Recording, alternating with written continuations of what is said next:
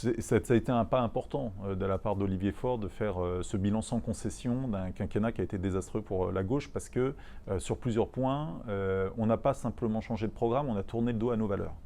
Et donc c'était important que le premier secrétaire du Parti socialiste pose des mots sur ce sujet-là.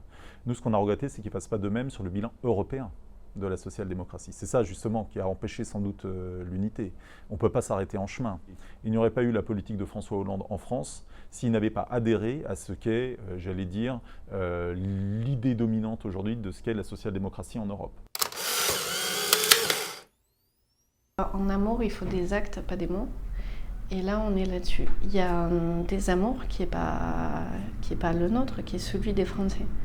Ils se sont sentis floués trop souvent. Ce que dénoncent les Gilets jaunes, c'est le produit de dizaines d'années de politiques publiques, de droite, de gauche, qui ont, sous prétexte de valoriser les métropoles, sous prétexte de développer des transports à haute vitesse, sous prétexte de tout ce que vous voulez, ont tendu à augmenter les inégalités entre les personnes.